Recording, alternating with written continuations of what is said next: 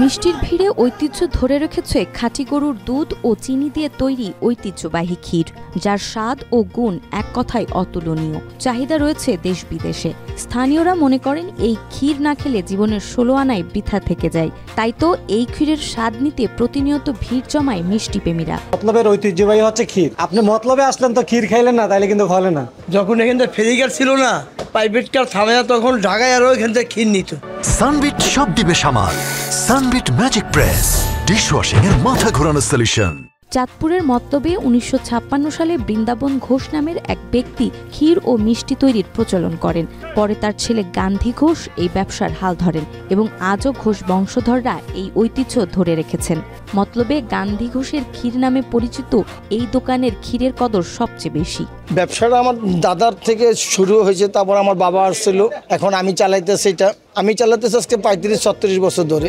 স্বাদ, ঘ্রাণ, রং ও খাদ্যগুণের জন্য স্থানীয় চাহিদা মিটিয়ে এখন এই ক্ষীর বিদেশেও রপ্তানি হচ্ছে। খাঁটি গরুর দুধ ও চিনি দিয়ে তৈরি এই ক্ষীরের স্বাদ ও মানের দিক থেকে এখন অনেক অতুলনীয়। প্রতিদিন প্রায় 3 থেকে 4 মণ দুধ ব্যবহার করে তৈরি করা হয় এই সুস্বাদু ক্ষীর, যা অল্প সময়ের মধ্যেই বিক্রি হয়ে যায়। এটা যে মানুষ দেশেও যাচ্ছে, দেশের থেকে যে বাইরে যাইতেছে, এটা দেখে শোনাম আমাদের জন্য ভালো লাগলো।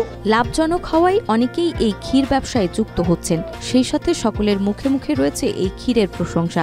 দূর দূরান্ত থেকে প্রতিনিয়ত অনেকেই আসেন এই ক্ষীর কিনতে। অনেকেই আসেন আবার আত্মীয় বাড়ি বা মিলাদ মাহফিলের জন্য ক্ষীর ক্রয় করতে। ক্ষীর আমি প্রায়ই নেই, প্রায় এখানে আসি, ঢাকা যাইতে নিয়ে যাই। আজকেও আসলাম, গত টিপে 5টা নিছি, এবার আবার বলে দিছি আবার নিতেছি। মিলাদ মাহফিলে সব জায়গায় আমরা এই ক্ষীর দধি নেওয়ার জন্য আমরা আসি। স্থানীয় ব্যবসায়ীরা জানান, চাঁদপুরের ছোট বড় অনেক মিষ্টির দোকানের ক্ষীর তৈরি হলেও মতলবের ক্ষীর গুণগত মানের সেরা। দীর্ঘদিনের ঐতিহ্যের কারণে ক্রেতাদের আস্থা অর্জন করেছে এই ক্ষীর। তাই তো চাকরি সূত্রে মতলবে থাকা অনেক ঊর্ধ্বতন কর্মকর্তাকেও পরিবার ও আত্মীয় স্বজনের আবদার মেটাতে নিয়ে যেতে হয় এই ক্ষীর।